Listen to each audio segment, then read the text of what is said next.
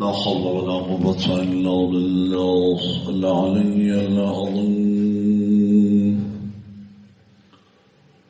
اللهم صل على محمد وآل محمد عجل فرجهم. أعوذ بالله من الشيطان الرجيم. بسم الله الرحمن الرحيم. الحمد لله الذي هدانا لهذا وما كنا لنهتدي لولا أن هدانا الله. ثم خير الصلاة والسلام على خير خلقه وأشرف بريته حبيبنا حبيب إله العالمين محمد بن عبد الله المصطفى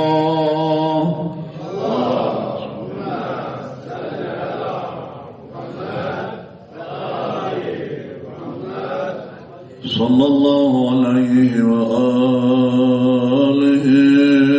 وسلم وعلى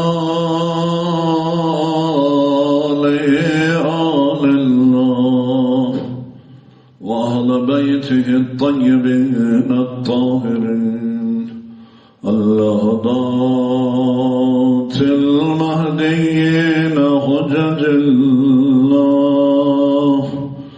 سيما منتهى النور ومصدر الأمور صاحب عدل إلهية وصاحب دولة الزهراء الخلف الصالح المهدي صلوات الله.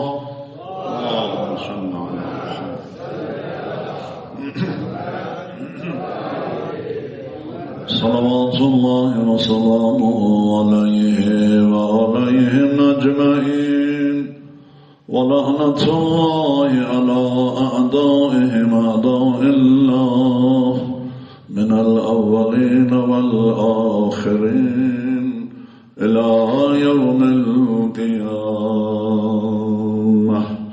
اللهم عجل لوليك الفرج اللهم عجل لوليك الفرج اللهم عجل لوليك الفرج اللهم لا تمتنا ميتة جاهلية بحق محمد وآل محمد. اللهم صل وآل محمد وعجل فرجه. جماعة المسلمين متدينين بدين حنيف سيد المرسلين وخاتم النبيين وقائلين بولاية أمير المؤمنين وأولاده المعصومين سيما بقية الله في السماوات والأرضين صلوات الله وسلامه عليهم أجمعين ولعنة الله على أعدائهم أعداء الله أجمعين. Allah Tebarek ve Teala'ya hamdolsun Cuma'nın gününde bizleri ibadet ve itaatine muvaffak kıldığı için sonsuz hamd ve sena ve şükürler olsun ve İmam-ı Zamanı'na teşekkürler. Allah Teala bugün de bu Seyyidül Eyyam günlerin en efendisi ve şereflisi olan Cuma gününde ibadet ve itaatlarımızı, dualarımızı, taatlarımızı dergahında kabul buyursun inşallah. Günahlarımızı affeylesin ve mağfiretle dünyadan göçmeye muvaffak eylesin inşallah. Kur'an-ı Kerim'in bize haber verdiği Allah Teala'nın ve peygamberlerinin son olarak Peygamberimiz alemlere rahmet, fahri kainat Hz. Muhammed ibn Abdullah el-Mustafa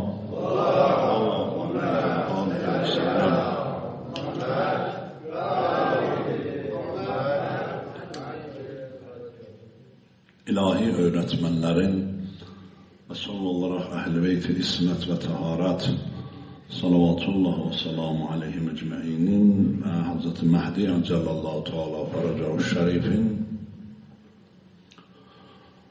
yoluyla Allah Tebarek ve Teala bizleri ve insanlığı yaratmış olduğu ve ma halaktul cinne vel insa illa liya'budun insanları ve cinleri Allah'a kulluk yoluna sevk etmektir. Tüm ilahi hüccetlerin birinci görevi, yani hidayet. Ve en büyük nimet de budur ki Allah Teala bizi o alemde de kendisini tanıtarak kendisine hidayet etti ve daha sonra bu alemde de imtihan gereği tanıttı. Ancak ve hadeynahu sabil imma şakiran ve imma kafura. Biz yolu gösterdik, hidayet ettik. İster şükredersiniz, ister sabredersiniz. İmtihan gereği şükredenlerle sabredenler bu dünyada ve küfredenler ve şükredenlerle küfredenler birbirlerinden ayırsınlar. Ve in şekertum la azidennekum buyuruyor. Eğer şükrederseniz elbette nimetlerimi artıracağım. Ve in kefertum inne azabi leşedid. Çok yerde biz buyuran Allah Teala burada ben buyurur.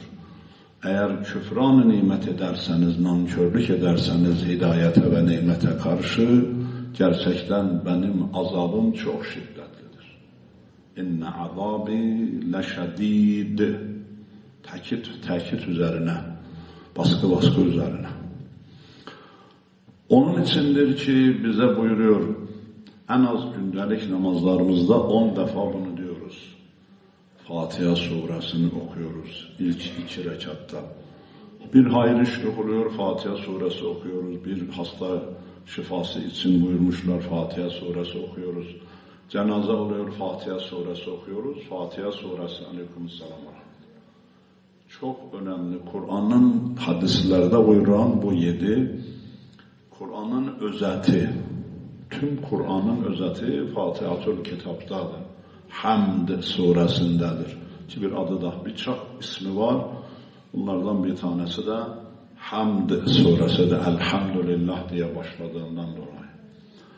Onun için birçok ayrı mustakil olarak, yani Kur'an'ın tamamına tefsir yazanlar olduğu gibi mustakil olarak Fatiha suresine de birçok ulema tefsir yazmışlar, açıklama yazmışlar. Benim maksadım bu Fatiha suresindeki hidayet mevzusundadır ki bu haftaki sohbetimiz özet, çok özet olarak. Ki hey bize buyuruyor Allah Teala Fatiha suresinin bir önceki kısmında hamd var, Allah'a hamd ve sana var, Allah'a övgü var. Daha sonra yalnız Allah'a ibadet olunacağı ve yalnız ondan yardım dileneceği var. Tevhid. Ondan sonra Allah Teala bize öğretiyor ki bu öğretisinde, bu Kur'an'ın ve dinin özeti olan bu surede ehdinas sıratal mustakim. Devamlı bunu söylüyorum. Biz doğru yolda değil miyiz? Geldik efendim, iman ettik, Cuma'ya geldik, yönümüz kıblaya, elimiz abdestli, efendim mescitte ibadet etmeye. Ne ihtinas sıratal mustakim. Namaz kılıyoruz. Şu anda Allah'a ibadet ediyoruz. Yine mi ihtinas sıratal mustakim? Neden? Hey ihtinas sıratal mustakim. Bu en önemli surenin içerisinde en önemli dua. İhdina, ihd, fiil emrid, hidayet et, dua manasındadır. Yüksek makama karşı. İhd, nasıl siz bir yüksek makama dilekçe yazıyorsunuz? Bir isteğiniz olduğunda arz ederim diye yazıyorsunuz değil mi? Bazı arkadaşlar bu kelimeleri kullanınca tersine kullanıyor. Büyük bir büyük bir şahsiyetin, ilim adamı karşısında diyor, beyefendi az önce siz arz ettiniz. Allah Allah. Baba evet bilmiyorsan kelimeyi kullanma. Söylediniz diye. Arzı, emri kime karşıdır, kim arz eder, kim emreder, kim ister, istekte bulunur, kim emirde bulunur. Arz etmek aşağıdan yukarıyadır. O halde burada dua makamı olduğu için biz Allah'tan arz ediyoruz, istiyoruz Allah'tan, talep ediyoruz. İhdina, hidayet et, na bizi. Es-sıratel mustakim. Es-sırat da elif lam var başında Şeyh Bahtiyar biliyor. Özel bir yol gerçi. Tek bir yoldur. Sırat tektir hem de es-sırattır. Ve el-mustakim elif lam onun da başında var. Özeldir bu yol ve bu sırat. Doğru yoluna bana hidayet et. Güzel. Kimin yoludur bu? Sıratellezine en'amte aleyhim. Kendisine nimet verdiklerinin. Eğer nimetten maksat dünyavi bu aş, ekmek, yeme, içmekse onu inana da veriyor, inanmayana da. İnanmayana daha çok veriyor. O zaman nimet verdiklerin yolun yanına. Hangi nimet? Bakıyoruz ki en yüce nimet Kadir-i Hum'da Allah-u Teala'nın kendi marifetinden sonra Peygamber ve Ehl-i Beytinin velayeti, onu tanımaktır. Niye? Allah Resulü Kadir-i Hum'da Amir-el Müminin Ali'yel Murtaza ve Umir evladının velayet ve imametini veda haccında açıklarken men kuntu mevla ve hâzâ aliyyum mevla Allahümme ensur men nesara ve hzur men khazara Allahümme âde men âda. Duasını ettiği zaman ben kimin Mevlasıysam bu Ali de benden sonra onun Mevlasıdır. Diğer Ehl-i Beyt imamlarını tanıttıktan sonra ayet indiği zaman Maide suresinde ne buyurdu? Bismillahirrahmanirrahim. El-yevm ekmeltu lekum dinekum. Sizin dininizi bugün kemale erdirdim. Ve etmemtu aleykum ni'meti. Ben nimetimi yine ben buyuruyor size tamamladım. O nimet eğer aş ekmekse o günden sonra bütün insanlık acından ölmesi lazım. Efendim, burada nimetin ne olduğunu beyan buyuruyor. Allah'ın velayeti, marifeti ve Peygamber Ehl-i Beytinin. O zaman ihdina sıratel mustakim, biz bu yoldaysak niye gene ihdina sıratel mustakim? Çünkü dünya imtihan dünyasıdır. Her an uçuruma yuvarlanmak mümkün. Her an rotun çıkması mümkün. İmtihan dünyasıdır. Her an insanın hidayetten çıkması mümkün. Her an, her gün değil ha. Göz açıp yumunca.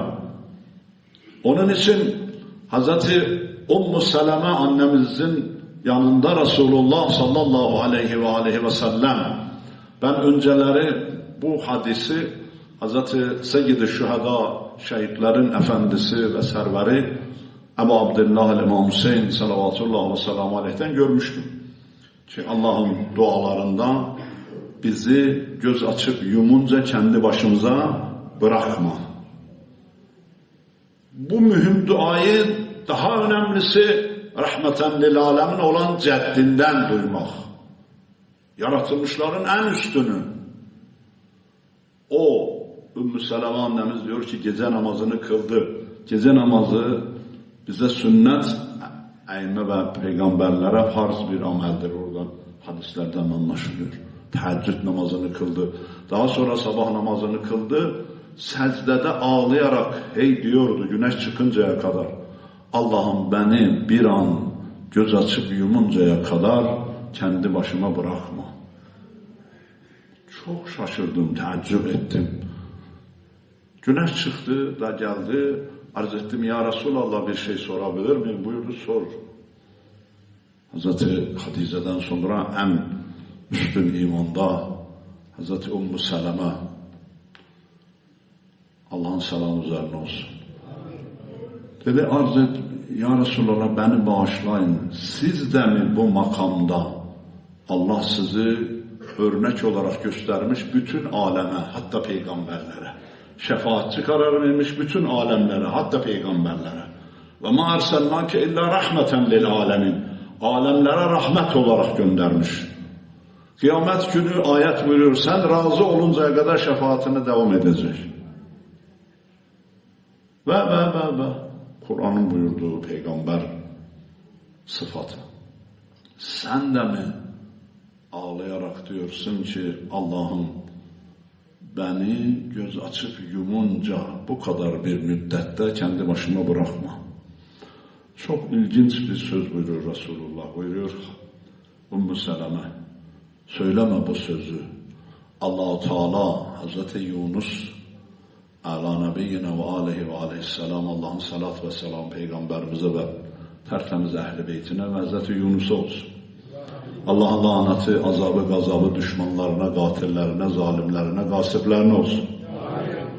Buyuruyor ki Hazreti Yunus, biliyor musun Ümmü Seleme?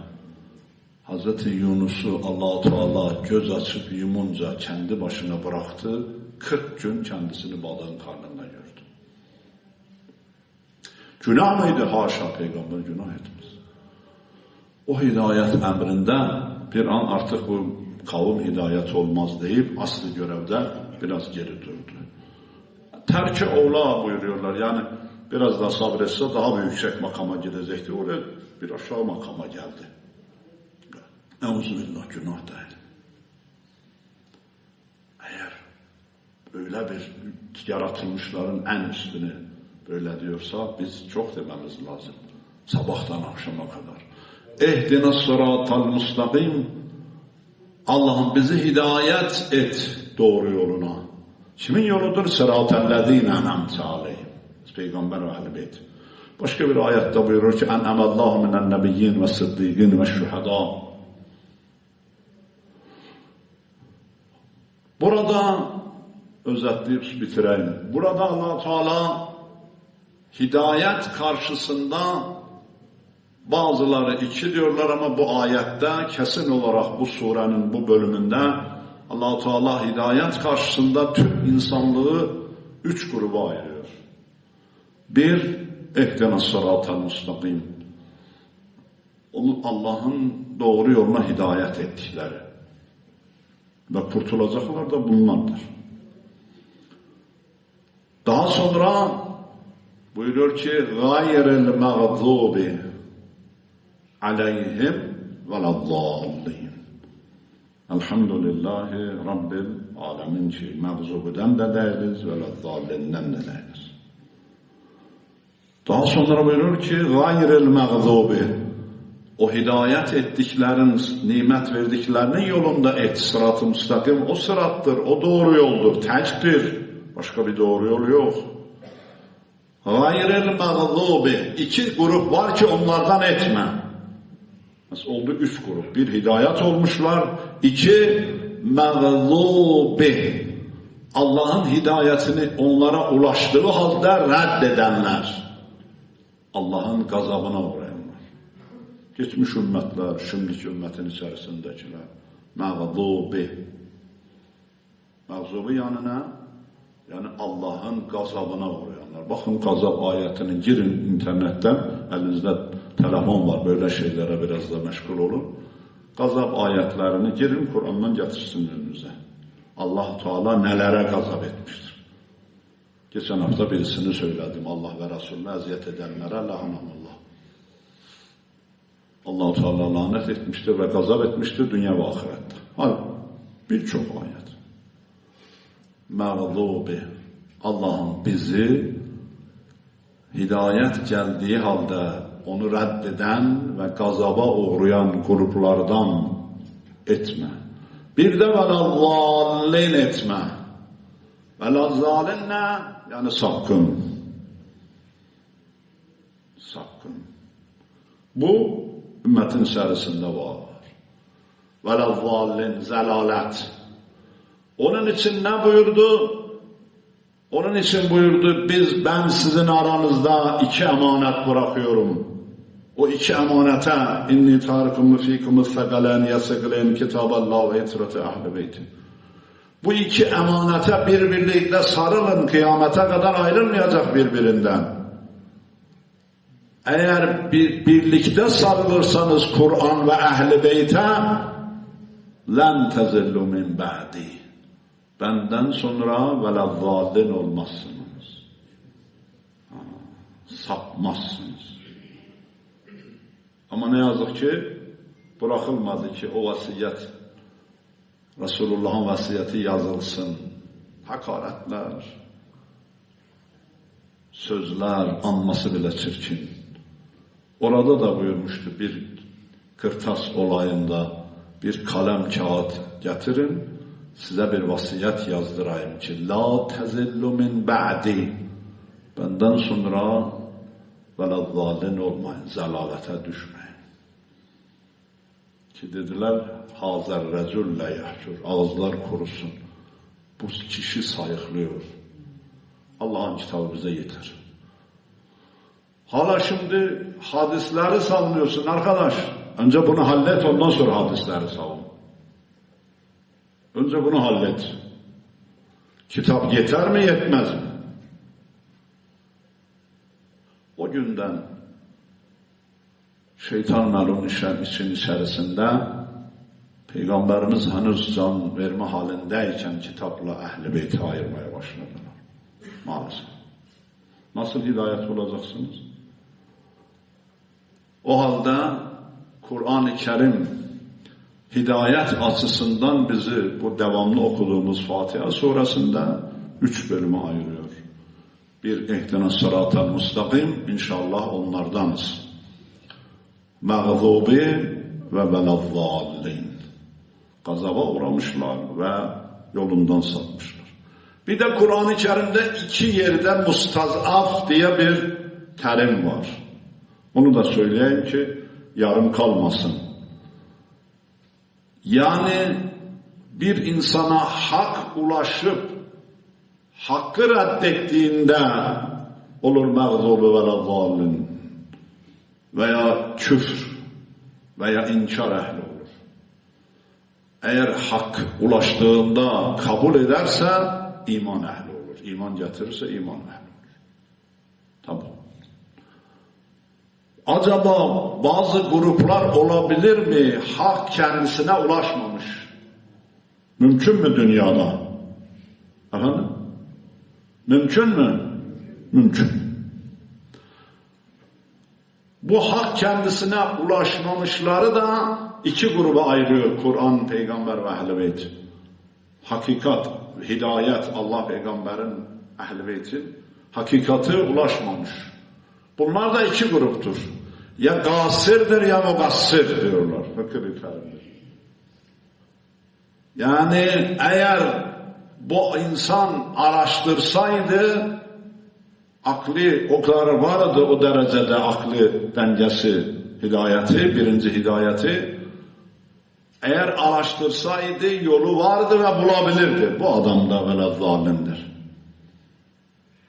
Yok, araştırdı bulamadı veya araştırdı ama akli ölçüsü o derecede değildi. Hakla batili ayırt edecek derecede. Buna diyor Kur'an mustazaf. Lisanullah'ın natık Hazreti Cafer ibn Muhammed'in sadık salavatullah ve sellem reis-i mezhebimiz buyuruyor ki bunların kıyamet günü Allah Teala tarafından Araf'ta, Araf neresidir?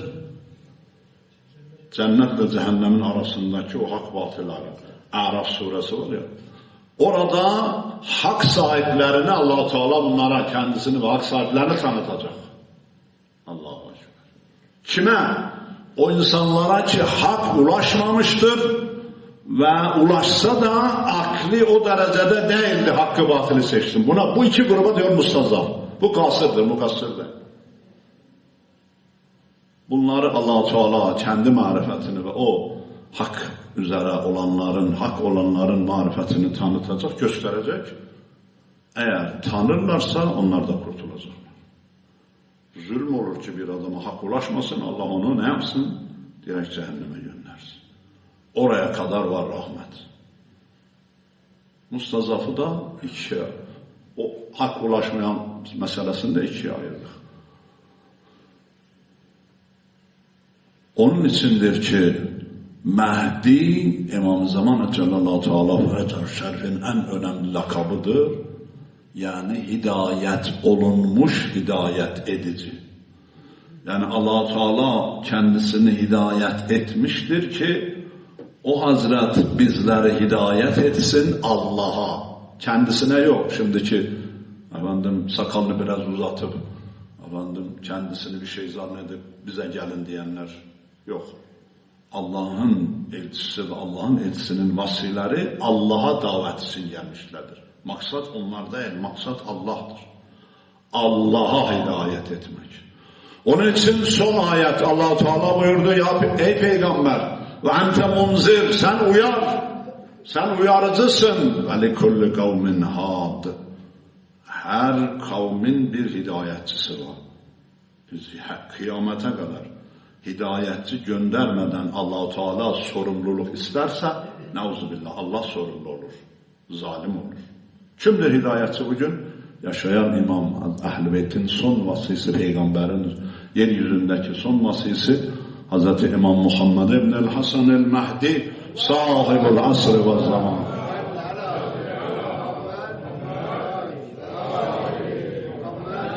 Onun eliyle Allah her zamandaki hidayetçisi eliyle, onun vesilesiyle Allah hidayet ediyor. Yol gösteriyor. Ve İsra suresi 71. ayette de noktayı koydu. Bismillahirrahmanirrahim. Ve yevme ned'u kulle unasin evet bi imamihim. Tamamını tanısan İmam Zaman, tanımasan zalimsin. Neden? Buyurdu ey peygamber söyle o insanlara yevme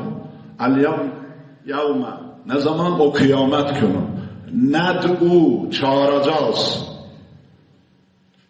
ve yevme ned'u kulle unasin, unas yani insanlar, tüm insanları neyle çağıracaksın Allah? Bir imamihim, imamlarıyla çağıracağız. Kime uydun? Allah'ın gönderdiği nur imamına, yoksa kendisinden imamet iddia eden nar imamına. Bu da Kur'an'ın tabiridir. İmamun nur, imamun nar.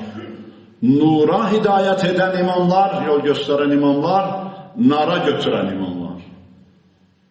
O gün biz kıyamet günü tüm insanları imamıyla çağıracağız. Eğer Allah tarafından tayin olan imama uyduysa o zaman kurtulacak. Değilse kesin ebedi azapta olacak. Allah izzetin hürmetine bizi gerçek hidayetinden, sırat-ı müstakiminden göz açıp yumunca ayırma. Hidayet imamın olan yeryüzündeki Hz. Mehdi Acelallahu Teala Feracahu Şerif'in hidayetinden ve Kehf-ül Hasininden göz açıp yumunca bizleri ayırma. Allah sana gerçekten kul olmaya ve İmam-ı Zaman'a gerçekten muhib ve meveddet sahibi olmaya bizleri muvaffak eyle. Euzubillahimineşşeytanirracim. Bismillahirrahmanirrahim. Vel asr. İnnel insâne lefî khusr. İllellezîne âmenû ve amilussâlihâti ve tevâsav bilhakkı ve tevâsav bissabr. Sadakallahu al-aliyyul azim. Salavat ve Muhammed, Ali Muhammed.